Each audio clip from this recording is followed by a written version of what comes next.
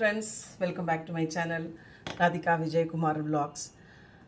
இன்னைக்கு ஆருத்ரா தரிசனம் 2 நாள் முன்னாடியே எல்லாரும் யூடியூபர்ஸ் போடுறா. பட் எனக்கு அந்த 2 நாள் முன்னாடி போடுறதுக்கு முடியல. நான் என்னைக்கு சுவாமிக்கு நைவேத்தியம் பண்ணுறோமோ அன்றைக்கே போடுறேன். இன்றைக்கி ஆருத்ரா தரிசனம் ப்ளஸ் போகி இருக்குது. போகி எனக்கு கிடையாது, பொங்கல் போகி எனக்கு இந்த வருஷம் இல்லை. அதனால் ஆனால் ஆருத்ரா தரிசனம் பண்ணணும். அது ஒரு பூஜை அப்படிங்கிறதுனால அதை பண்ணணும். ஃபெஸ்டிவல் கொண்டாடக்கூடாது. அதனால் இன்றைக்கி களி கூட்டு, அதுக்கான ஒரு கரிகாயெல்லாம் போட்டு 7 கரியும்பா 11 கரியும்பா நம்மளால் முடிஞ்சது என்னெல்லாம் கொடி கரிகாய்கள் இருக்கோ அந்த சீசனல் வெஜிடபிள்லாம் போட்டு ஒரு கூட்டு ஒன்று பண்ணுவாள், களி பண்ணுவாள். இதை நடராஜருக்கு இன்றைக்கி சிதம்பரத்தில் நடராஜ அபிஷேகம். நான் ஒரு காத்தால் எடுத்துகிட்டு இருக்கனால நடராஜ அபிஷேகம் லைவில் காமிச்சுட்டே இருக்கான். அதனால் நடராஜ அபிஷேகம் இன்றைக்கி சிதம்பரத்தில். அதனால் நடராஜருக்கு எல்லோரும் வீட்டில் இருந்து களியும் இந்த கூட்டும் நைவேத்தியம் பண்ணுற ஒரு வழக்கம் உண்டு. இதற்கு உண்டான ஒரு கதையும் இருக்குது. அதை நான் இந்த களி பண்ணும்பொழுது காமிக்கிறேன். இப்போ களி எப்படி பண்ணுறது அப்படிங்கிறத பார்க்கலாம். இந்த களிக்கு நான் இந்த டம்ளர், இதில் ஒரு 3/4 டம்ளர் அரிசி எடுத்துட்டுருக்கேன். நல்ல ஒரு நம்ம சாப்பாடெல்லாம் பண்ணுவோம் இல்லையா, அந்த அரிசி நல்ல ஒரு பழைய அரிசியாக இருந்தால் நானா வரும், கொஞ்சம் உதுராக வரும். அதனால் அதை எடுத்துட்டுருக்கேன். ட்ரையாகவே எடுத்துக்கலாம் போகிறோம். இல்லைன்னா கொஞ்சம் அந்த அரிசியை கொஞ்சம் தொடச்சிக்கணும். ஏன்னா நம்ம மடியாக பண்ணுறதுனால தொடச்சிருந்தா பரவாயில்ல. இல்லைன்னா அந்த களைஞ்சி வச்சு காய வச்சு அப்படியும் பண்ணுவா. நான் வெறும் ட்ரை அரிசி தான் எடுத்துட்டுருக்கேன். இதுவும் இப்போ இந்த 3/4 டம்ளர் எடுத்தேன் இல்லையா, அது 1/4 டம்ளர் பைத்தம்பருப்பு ரெண்டையும் போட்டு நல்லா சிம்மில் வச்சு செவக்க வறுக்கணும். அது ஃபஸ்ட்டு வறுத்து ரவை பதத்துக்கு அரைச்சிக்கணும். ரொம்ப நைஸும் இல்லாமல் நல்லா நைஸ் ரவை இருக்கும் இல்லையா, அந்த பதத்துக்கு இதை அரைச்சிக்கணும். இப்போ அந்த ப்ராசஸ் தான் பண்ண போகிறோம். ஒரு 1/4 டம்ளர் பைத்தம்பருப்பு அதையும் இதோடையே சேர்த்து போட்டுருணும். ஈரமாக இருக்குது எனக்கு டம்ளர் கொஞ்சம் வாஷ் பண்ணிட்டு எடுத்தேன்னா ஒட்டிக்கிறது. ஓகே, அது ஒன்றும் பரவாயில்ல. இது ரெண்டுத்தையும் நல்லா செவக்க வறுக்கணும். ஆனால் தீயக்கூடாது, கைவிடாமல் வறுத்துன்னு இருக்கணும். இதையும் கேஸையும் கொஞ்சம் சிம்லேயே வச்சுக்கோங்க. நான் ரொம்ப பெருசாக வச்சுட்டேன்னா தீஞ்சு போயிடும். விட்டு வேறு ஏதாவது காரியம் பண்ணிட்டு வந்தேன்னாலும் இது தீஞ்சு போயிடும். அடி பிடிச்சி வயிற்றுப்பருப்பு சீக்கிரம் அப்புறம் தீஞ்சிரும். ஆனாலும் நல்லா செவக்க வறுக்கணும். ஆச்சு, இது நல்லா செவந்து பைத்தம்பருப்பெல்லாம் நல்லா செவந்துருத்து. இது அப்படியே இப்போது ஜஸ்ட்டு கொஞ்சம் நெய் ஊற்றிருக்கேன். நெய் சுட்ட உடனே நம்ம அந்த முந்திரி பருப்பை போட்டு விட்டுருவோம். அவ்வளோ இந்த உருகி இருக்கிறதுனால உங்களுக்கு நிறைய ஊற்றுற மாதிரி தெரியுது. இல்லை, நான் கொஞ்சோண்டு ஒரு ஸ்பூன் 1.5 ஸ்பூன் நெய் தான் இருக்கும். அது உருகி கிடக்கும். இப்போ நம்ம முந்திரி பருப்பை போட்டுடலாம். கொஞ்சம் முந்திரி பருப்பு அவ்வளோ வசதிக்கு தானே வச்சுக்கோங்க. 2 முந்திரி பருப்பு போட்டாலும் போகிறோம். நான் துளியோண்டு இவ்வளோ போட்டிருக்கேன். இந்த ஒரு உடச்சி போட்டதில் கொஞ்சம் ஒரு பாதி கை வர மாதிரி போட்டிருக்கேன், அவ்வளோதான். அது நல்லா செவக்க வறுத்து தனியாக எடுத்து வச்சுக்கிட்டு அந்த வெல்லம் நம்ம இப்போ காமிக்கிறேன். இப்போது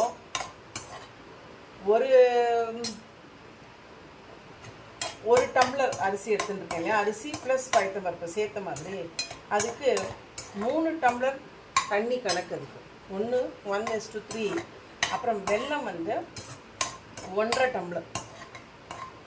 டம்ளர் இல்லைன்னா ஈக்குவலாக 1 டம்ளரும் போட்டுக்கலாம். கொஞ்சம் ஜாஸ்தி ஸ்வீட் இருந்தால் வேணுங்கிறவா 1.5 டம்ளர் போட்டுக்கலாம். கொஞ்சம் 1.5 டம்ளர் போடுறேன் வெல்லம். ஒரு அரிசினா 3 டம்ளர் தண்ணி, 1.5 டம்ளர் வெல்லம், இல்லை 1 டம்ளர்னு வச்சுக்கலாம். ரொம்ப ஸ்வீட் வேண்டாங்கிறவா அந்த கணக்கில் தான் இது பண்ணணும். இப்போ இந்த அரிசியை வறுத்து பைத்தம்பருப்பை வறுத்து வச்சுருக்கேன் தான் அரைக்க போகிறேன். இதெல்லாம் காலங்காத்தால பண்ணணும். ஒரு 7-6 மணிக்குள்ளே பண்ணி நைவேத்தியம் பண்ணிடணும். எனக்கு பண்ண முடியலேங்கிறதுனால கொஞ்சம் நான் லேட்டாக பண்ணுறேன். நான் குழந்தையெல்லாம் ஸ்கூலுக்கு போக வேண்டியிருக்கு, அதெல்லாம் அமுச்சுட்டு மடியாக ஸ்நானம் பண்ணிவிட்டு வந்து அந்த அவள் டிஃபன் பண்ண அடுப்பெல்லாம் துடைச்சிட்டு மடியாக இதுக்கு பண்ணணுங்கிறதுனால நான் கொஞ்சம் ஸ்நானம் பண்ணிட்டு வந்து இதெல்லாம் பண்ண வேண்டியிருக்கு. குழந்தையெல்லாம் அமுச்சுட்டு குழந்தையெல்லாம் இல்லை, ஒரு குழந்தை தான் அமுச்சுட்டு வரதுனால கொஞ்சம் லேட்டாக தான் நான் பண்ணுறேன். வெடிக்காத்தால் பண்ணலை, வெடிக்காத்தால் அவளுக்கு பண்ண வேண்டியிருக்கிறதுனால கொஞ்சம் லேட்டாக தான் நான் பண்ணுறேன். இப்போ இந்த வறுத்துட்டேன், அது ஒரு சின்ன கிண்ணத்தில் தட்டில் எடுத்து வச்சுட்டுலாம். அந்த அரிசி ஆறட்டும். அப்புறமா அரைச்சி அந்த களியோட ப்ராசஸை நம்ம கண்டினியூ பண்ணலாம். அதுக்கு நடுவில் இதுக்கு ஒரு கூட்டு பண்ணுவான்னு சொன்னேன் இல்லையா, 7 கறி கூட்டு. இப்போ பொங்கலுக்கு எப்படி நம்ம கூட்டு பண்ணுறோம், அது மாதிரி இதுக்கும் கூட்டு பண்ணணும். ஆருத்ராதர்சனுக்கு களி கூட்டு இதுதான் இல்லையா, அதனால் அது பண்ணணும். அது பண்ணுறதுக்கான ஒரு ஒரு பொடியை அதுக்கு நம்ம வறுத்தரைச்சி இப்போ அது தானே பண்ணுவோம். அதனால் வறுத்தரைக்கிற பொடி இப்போ ரெடி பண்ணிட்டுருவோம் நம்ம. அதோடு சேர்த்து இந்த ஆருத்ரா தரிசனத்தோட கதையும் நான் உங்களுக்கு சொல்கிறேன். தெரிஞ்சவாளுக்கு பரவாயில்ல, தெரியாதவா தெரிஞ்சுக்கோங்க.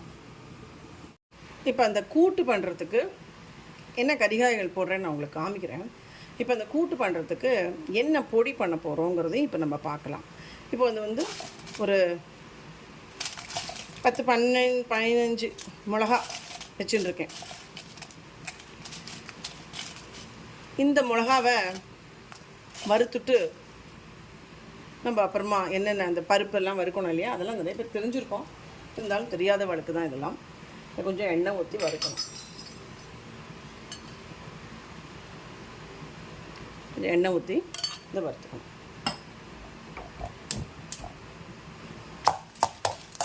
நல்லா செவக்க இதையும் வறுத்துக்கணும். இதோடு சேர்த்து பெருங்காயத்தையும் போட்டுருக்கோம். கொஞ்சம் பெருங்காயமும் போட்டுக்கணும். அடி பெருங்காயம் கொஞ்சம் உதுராக இருக்கு.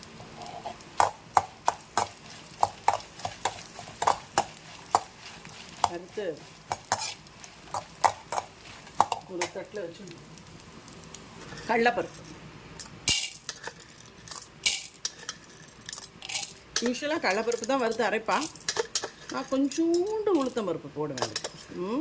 கடலைப்பருப்பு ஒரு 2 ஸ்பூன் வச்சுக்கோங்களேன்.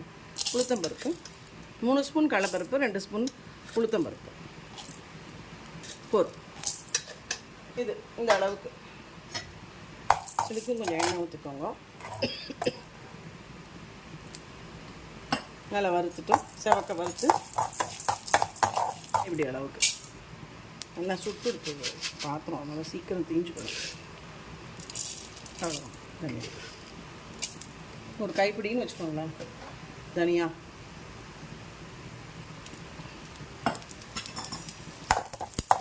இது ரொம்ப சீக்கிரம் தீஞ்சிடும், அதுக்கு தான் தனியாக லேசாக. ஆனால் வறுக்கணும், லேசாக வறுக்கணும். பருப்பு வறுப்புற அளவுக்கு டைம் எடுக்காது, அதனால தான் இதை தனியாக நான் இன்னும் இது தீஞ்சு ரொம்ப டேஸ்ட்டு வேறு மாதிரி போயிடும்.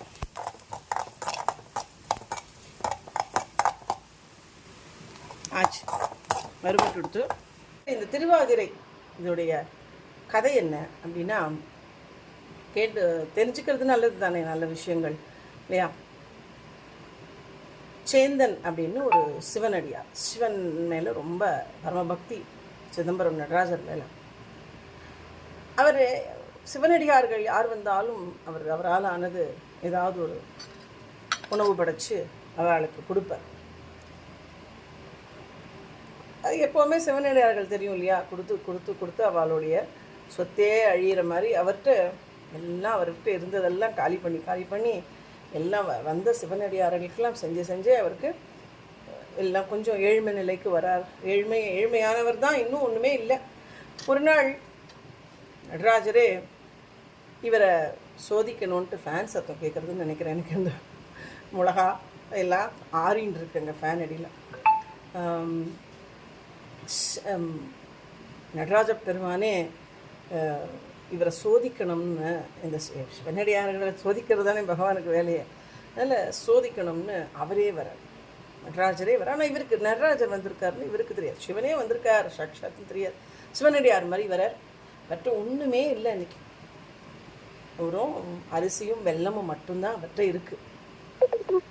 அதனால் அவர் என்ன பண்ணுறார், அவர் வந்திருக்காருன்னு இந்த அரிசியும் வெல்லத்தையும் கிளறி அவருக்கு போடுறார். இந்த அரிசியை பொடி பண்ணி வெல்லத்தை பொடி பண்ணி இந்த களி இருக்கு இல்லையா, நம்ம பண்ணுறோம் இல்லையா இன்றைக்கி களி, அந்த களியை அவருக்கு போடுறோம். நம்மலாம் இப்போ என்ன பண்ணுறோம், அதில் தேங்காவை ஆட் பண்ணுறதும், அப்புறம் வந்து அவர்கிட்ட தேங்காய் இருந்து ஆட் பண்ணாரோ அது எனக்கு தெரியாது. நான் தேங்காய் ஆட் பண்ணுறது சம்பிரதாயமாக போச்சு. டேஸ்ட்டுக்கு அதுக்கு பிற்காலத்தில் ஆட் பண்ணாலும் என்னமோ அப்புறம் முந்திரி பருப்பு போடுறோம். அதெல்லாம் முந்திரி பருப்பெல்லாம் தேவையில்லை. பட் நம்மளுடைய டேஸ்ட்டுக்காக நம்ம முந்திரி பருப்பெல்லாம் போடுறோம். அவர்கிட்ட அன்றைக்கி என்ன முந்திரி பருப்பாக இருந்திருக்கும், ஒரு அரிசியும் வெல்லமும் தானே. அதுவுமே யாராவது கொடுத்துருப்பாளோ என்னமோ தெரியாது. இந்த பொங்கல் டைம்னால இந்த அரிசி வெல்லம் மட்டும் இருந்திருக்கு. அதை மட்டும் களியாக கிளறி பகவானுக்கு, அவருக்கு பகவான்னு தெரியாது, சிவனே வந்திருக்காருன்னு தெரியாது, சிவனடியார்னு அவர் போடுறார். சுவாமியும் சாப்பிட்டு போயிடுறார். அடுத்த நாள் நடராஜா சன்னதியை அவள் திறக்கும் பொழுது ஒரே களி எல்லாம் செதறி கிடக்குங்க.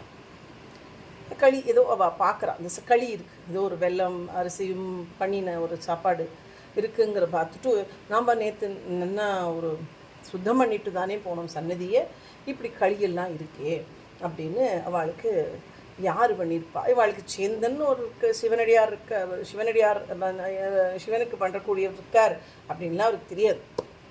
அவளுக்கெல்லாம் ஒன்றும் தெரியாது. உலகத்துக்கே இப்படி ஒரு பக்தன் இருக்கான்னு எப்படி அந்த காலத்தில் என்ன தெரியும். பகவான் இந்த பக்தனை எல்லாருக்கும் காமிக்கணும், இந்த பக்தியோடைய ஒரு மேன்மையை எல்லாருக்கும் மக்களுக்கு உணர்த்தணும்னு பண்ணின திருவிளையாடுது. இந்த சேந்தனை எல்லாருக்கும் தெரியணுங்கிறதுக்காக பண்ணின திருவிளையாடுது. இது இப்படி இருக்கே அப்படின்ட்டு அவள் யோசிக்கிறான். அப்புறம்தான் அந்த சேந்தன்னு யாரோ வந்து இந்த களியை பண்ணி ஒரு சிவனடியார் சாப்பிட்டு போனாங்கிறது கேள்விப்படுறாரா. அவளுக்கு யாரும் ஒன்றும் தெரியவும் இல்லை. அப்புறமா என்ன ஆகுது, அந்த தேர் சுவாமிக்கு தேர் வருது.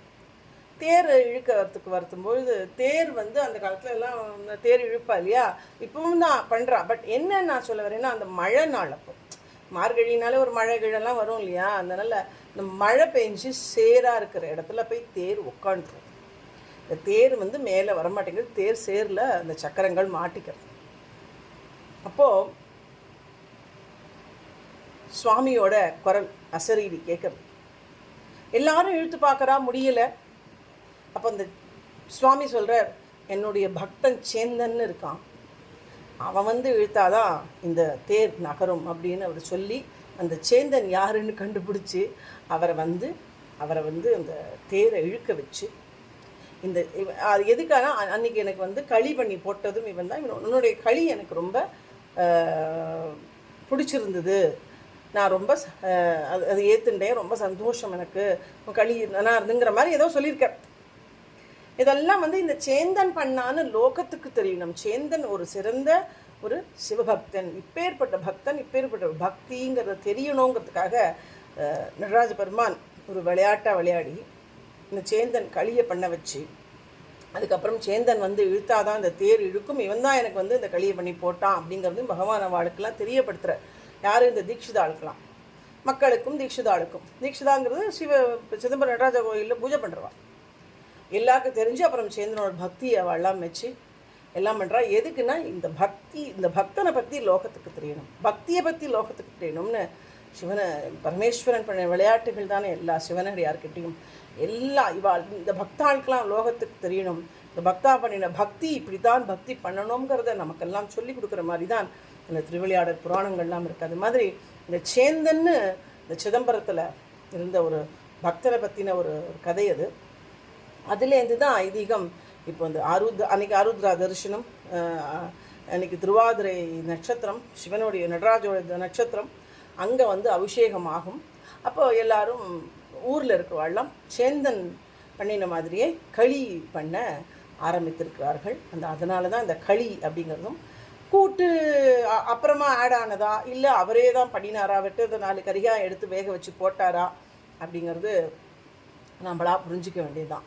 அதனால் இந்த கூட்டும் களியும் அந்த ஐதீகம் ஒரு வரலாறு. இதுதான் அந்த சேந்தன்கிற ஒரு பக்தனுடைய ஒரு அந்த அவர் பண்ணின ஒரு நைவேத்தியம். அது இன்றைக்கி எல்லாரும் நடராஜா விஷயத்தன்னைக்கு பண்ணுறதுங்கிறது வழக்கம். அதுதான் இது இந்த களியும் கூட்டும் வந்த ஒரு கதை, சேந்தனுடைய ஒரு கதை. அது பக்திங்கிறது பகவான் நம்மளை பக்தன் நம்மளை வந்து சொல்லிக்கணும் அவசியமே இல்லை. பகவானே நம்ம பக்தியை மெச்சி இந்த நேராகவே வந்து தரிசனம் கொடுப்பாருங்கிறதுக்கு இதெல்லாம் ஒரு அத்தாட்சி.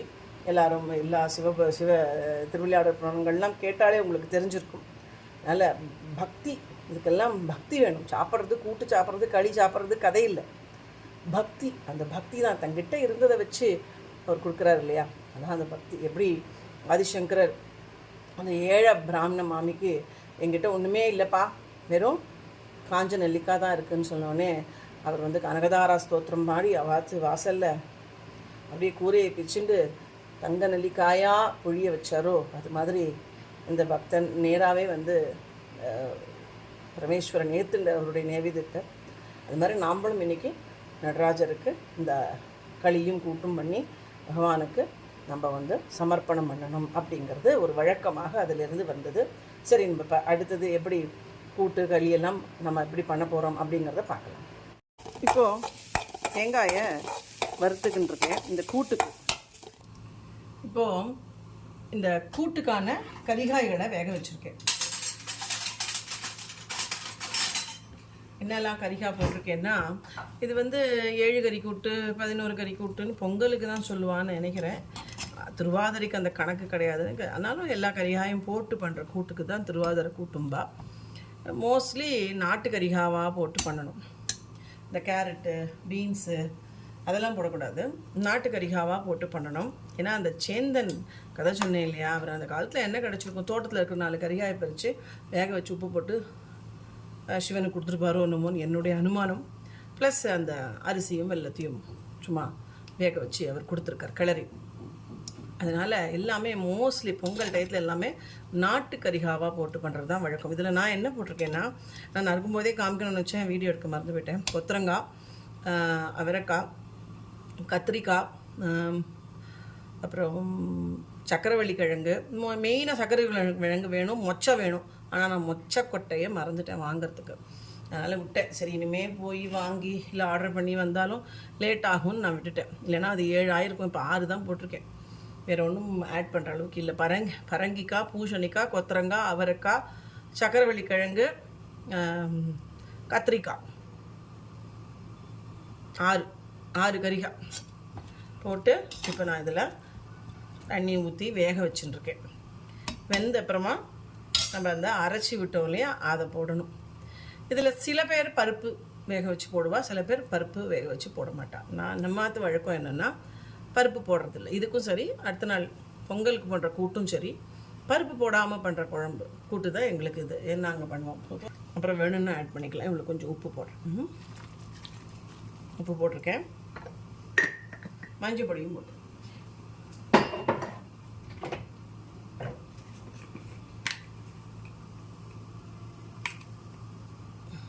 மஞ்சள் பொடி எல்லாத்துக்குமே யூஸ் பண்ணுங்க. மஞ்சள் பொடி இஸ் என்ன சொல்கிறது, proven medicine for anti cancerous. So எதுக்கெல்லாம் மஞ்சள் பொடி யூஸ் பண்ண முடியுமோ அதை அவாய்ட் பண்ணவே பண்ண. பருப்பு தினம் வேக வைக்கிற எல்லாம் மஞ்சள் பொடி போட்டு வேக வைங்க. அது மாதிரி சாம்பாரோ ரசத்தில் எப்படியுமே அந்த சாம்பாருக்குள்ள மஞ்சள் இருக்கும், அதனால் மஞ்சள் பொடி போட்டால் ரசம் கொஞ்சம் நல்லா இருக்காது தான் மஞ்சள் பொடி போடணும். ஆனால் சாம்பாருக்கெல்லாம் போடலாம். எந்தில் முடியுமோ அதிலெல்லாம் மஞ்சள் பொடி ஆட் பண்ணுங்க. இப்போது அதுக்குள்ளே என்ன பண்ணுவோம், அந்த கரிகாய் வேகட்டும். வறுத்து அரைச்சது நான் அப்புறமா காமிக்கிறேன். இப்போ வந்து இந்த களி கலர்றதுக்கு அந்த இதெல்லாம் ஆரம்பிக்கலாம். அரைச்சி வச்சுருக்கேன் இந்த மாவுன்னு இல்லை, அந்த ரவையாக இருக்கும், மாவாகவும் இருக்கக்கூடாது, ரொம்ப 1-2 அரிசியாக இருக்கக்கூடாது, ரவை மாதிரி இருக்கணும். இந்த மாதிரி அரைச்சிக்கணும். இந்த அரைச்சி வச்சுன்னு இருக்கேன் நான். இப்போது ஆக்சுவலி இந்த வெங்கலப்பானையில் பண்ணணும்னு ஆசை. புதுசாக வெங்கலப்பானை வாங்கிட்டேன். இப்போ கும்பகோணம் போயிருந்தேன் இல்லையா, வெங்கலப்பானை பொங்கலுக்காக வேணால், பொங்கல் எனக்கு கிடையாது இந்த வருஷம்னாலும் சரி களி பண்ணிடலான்னு நினச்சேன். நல்லா இருக்குது வெங்கலப்பானை.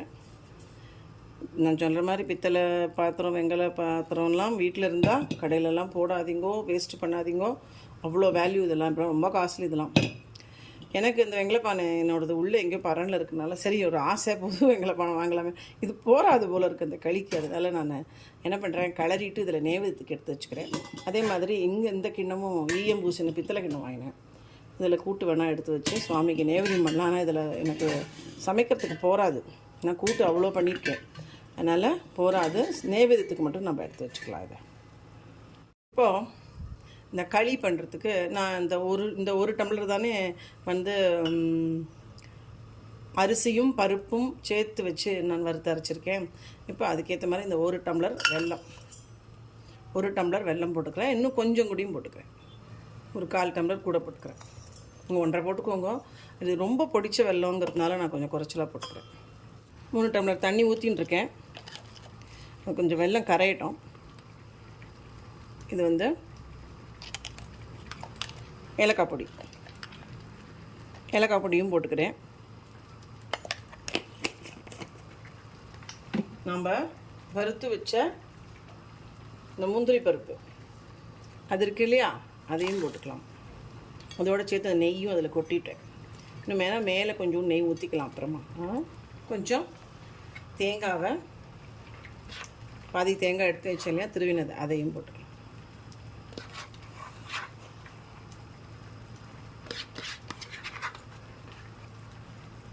ஒரு 1/4 மூடி இருக்கும், அவ்வளோதான். நான் ரொம்ப போடணும்னா போட்டுக்கோங்க. நல்லா கொதி வந்துடுத்து.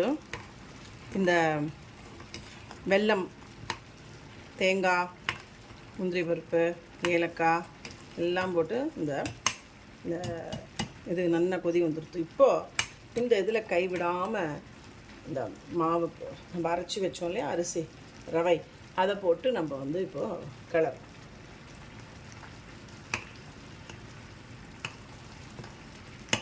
நல்லா குறுகலான பாத்திரம், இந்த மிக்சி பாத்திரத்தில் அரைக்கிறோம் பாருங்க, அந்த பாத்திரத்துலேருந்தே போடுங்க. அகல பாத்திரத்தில் எடுத்து வச்சுட்டா 4 பக்கமும் சிந்தாமல் அப்போ தான் வரும்.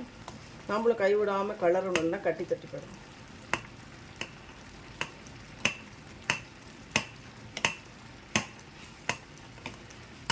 ஒரு ஷார்ட் கட்டு குக்கர்லேயோ எலக்ட்ரிக் குக்கர்லேயோ போட்டு வேக வச்சுருவோம். இது வேகட்டும், நல்லா கரையட்டும். நான் அப்புறமா வந்து காமிக்கிறேன்.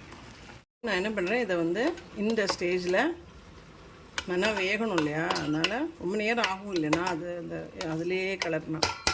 அதனால் இந்த ஸ்டேஜில் நான் வந்து இந்த குக்கர், அந்த எலக்ட்ரிக் குக்கரில் வச்சுட்டேன். நீங்கள் ப்ரெஷர் குக்கர்லேயும் வைக்கலாம். ஒரு 3 விசில் விட்டு எடுத்துருங்க, அப்போ நல்லா வேகும். மூடிடலாம். இப்போ வேகட்டும். அது நம்மளுடைய திருவாதிரை கூட்டை கவனிப்போமா. இப்போ வந்து இந்த கூட்டு வந்து ஆல்மோஸ்ட் வெந்துருத்து. இப்போ நம்ம வேறு இப்போ இந்த அரைச்சி விட்டதை வேறு கரைச்சி கொஞ்சம் நேரம் வேகணும் இல்லையா இதில் கலந்து. அதனால் இப்போ இந்த ஸ்டேஜ்லேயே எல்லாம் வெந்துருத்து ஆல்மோஸ்ட். இன்னும் கொஞ்சம் வேகலாம். எல்லாமே வெந்திருக்கு. பாருங்க, எல்லாமே வெந்திருக்கு. பரங்கிக்காய் வந்திருக்கா பார்க்குறேன், வெந்துருத்து. ஸோ இந்த ஸ்டேஜில் இன்னுமே அது ஃபர்தராக அந்த நம்ம அரைச்சி விட்ட அந்த பொடி, அதாவது ட்ரையாகவும் அரைக்கலாம், தண்ணி ஊற்றி அரைக்கலாம். நான் தண்ணி ஊற்றி தான் ஃபுல்லாக அரைச்சிருக்கேன். அதை கரைச்சி விட்றேன்ல, நான் தண்ணி ஊற்றி தான் அரைச்சிருக்கேன். கொஞ்சம் தண்ணி ஊற்றி அரைச்சா ஈஸியாக இருக்கும். இப்போ அதென்ன எல்லாத்தையுமே நம்ம அரைச்சது அத்தனையுமே அதில் போட்டுருவோம்.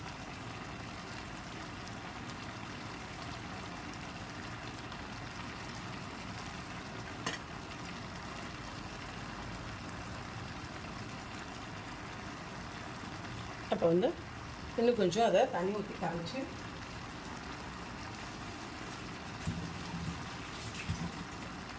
மிக்ஸி அரைச்சோம் இல்லையா, அதை அலம்பி விட்டு அப்படியே கொஞ்சம் தண்ணி ஊற்றி இதெல்லாம் கரையணுமே. கொஞ்சம் கெட்டியாக அரைச்சிருக்கேன். எல்லாமே நல்லா கிளறி விடணும்.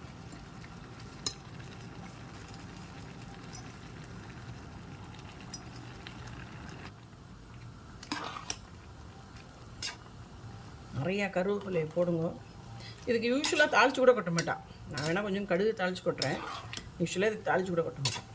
இப்படியே தான் இதை 2 நாளைக்கு பொங்கலுக்கெல்லாம் பண்ணி 3 நாள் 4 நாள் எரிச்ச குழம்புன்னு அதை சுட வச்சு அடுத்த நாள்லாம் சாப்பிடுவா பழையதுக்கு. காரம் பார்த்துக்கோங்க. இது ஆக்சுவலி சில பேர் காரங்கரம் போராதுங்கிறதுக்காக ஒரு ஸ்பூன் மிளகா அப்படியே கரிகாவோட சேர்த்து போட்டு சாம்பார் பொடியை போட்டு கொதிக்க விடுவா. அப்படியும் பண்ணுவோம். நான் ஒன்றும் பண்ணல, நான் அரைச்சி விட்டுட்டேன். அப்படியே அந்த இருக்கிற காரம் போருன்ட்டு. இனிமேல் மிளகாப்பொடி போட்டால் நல்லா இருக்காது. அது கரிகாவோடையே சேர்த்து அது கொதிக்கணும். இப்படி இருக்கேன். கருவேப்பிலையே போட்டு நான் கொதிக்க விட்டுருக்கேன். கருவேப்பிலை போடும்போது நான் காமிக்கல, ஆனால் கருவேப்பிலை போட்டு தான் நான் கொதிக்கும். இன்னும் கூடி இப்போ கூடி நீங்கள் இந்த ஸ்டேஜில் ஏன்னா கடுகு கருவேப்பிலை வேணால் தாளித்து கொட்டலாம். நல்லா கொதிக்கணும். ஆனால் அந்த அரைச்சி விட்டது நல்லா கொதிக்கணும். நல்லா பச்சையாகவே இன்னும் நிறையா கருவேப்பிலையை போடுங்க. கருவேப்பிலை வாசனையோட நல்லாயிருக்கும். நம்ம அரைக்கும் பொழுதே அந்த பெருங்காயத்தை போட்டுட்டோங்கிறதுனால ரொம்ப பெருங்காயம் நிறையா வேணுங்கிறோம். இன்னும் கூட இந்த ஸ்டேஜில் பெருங்காயம் போட்டுக்கலாம். போதும், நம்ம அரைக்கும் போதே நம்ம போட்டுட்டோம். அதனால் இந்த பெருங்காயமும் சேர்ந்து தான் கொதிக்கிறது. இதில் முக்கியமான பாயிண்ட்டு கொஞ்சம் வெல்லம் போடணும். இது கொஞ்சம் திரிச்சுண்டும் இருக்கும். அதனால் இது முக்கியமாக இதுக்கு வெல்லம் கொஞ்சம் போடணும்.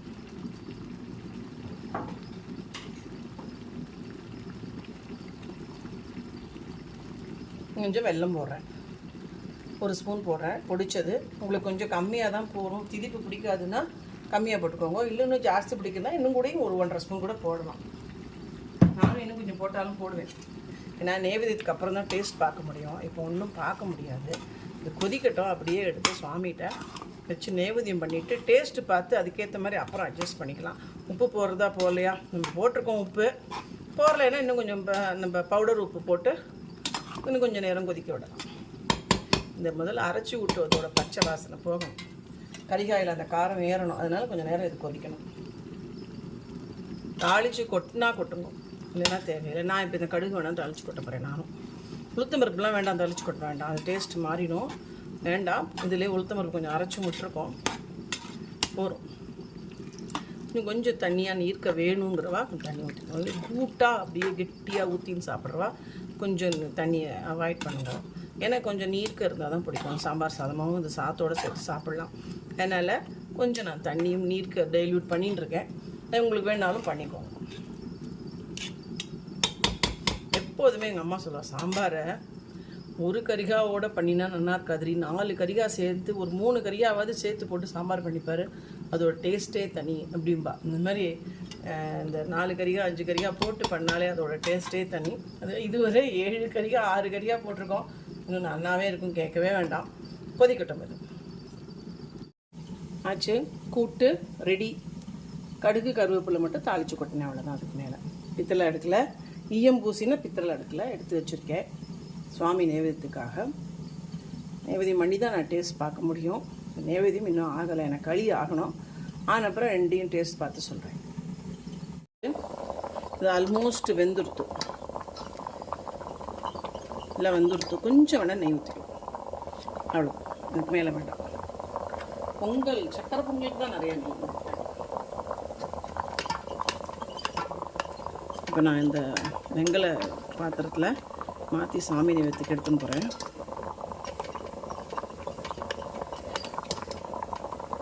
இது சூடாக இருக்கிறதுனால இப்படி இருக்குது. கொஞ்சம் ஆறுன அப்புறம் நல்லா உதுராக ஆகிடும். ஆனால் வெந்துருத்து ஆச்சு. இது எல்லாத்தையும் வெங்கல பானையில் எடுத்து வச்சுட்டு இப்போவே பாருங்கள் உதுராக தான் இருக்குது. இன்னும் சித்த நேரத்தில் கொஞ்சம் இன்னும் உதுராக ஆகிடும். நல்லா சூடாக இருக்கிறதுனால முந்திரி பருப்புலாம் அடியில் போயிடுது. இப்போ எடுத்து இந்த சுவாமிக்கு இதை நடராஜாக்கு எல்லாம் பண்ணி வச்சுருக்கேன். எல்லாம் வந்து நைவேத்தியம் பண்ண வேண்டியதான். உதுந்துருத்து, இப்போவே உதுந்துருத்து பாருங்க. டேஸ்ட்டெல்லாம் இனிமேல் பார்த்தா தான் தெரியும். கரெக்டாக போட்டிருக்கோம், அளவெல்லாம் பார்த்து சொல்கிறேன்.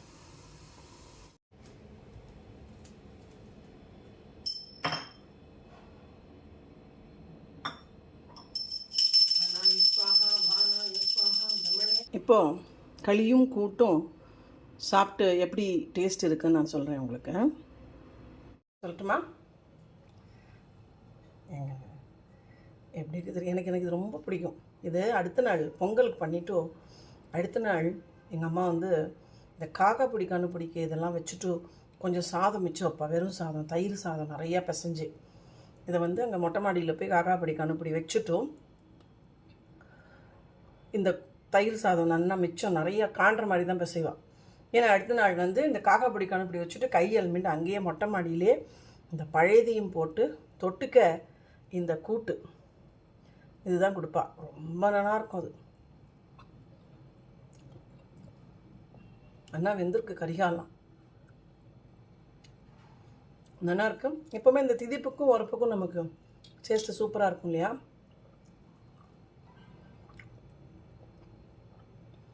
கரெக்டாக இருக்கும். அதை சுவாமிக்கு பண்ணாலே எப்போதுமே சொல்கிறேன், நம்ம டேஸ்ட் பார்க்காம தானே பண்ணுவோம்.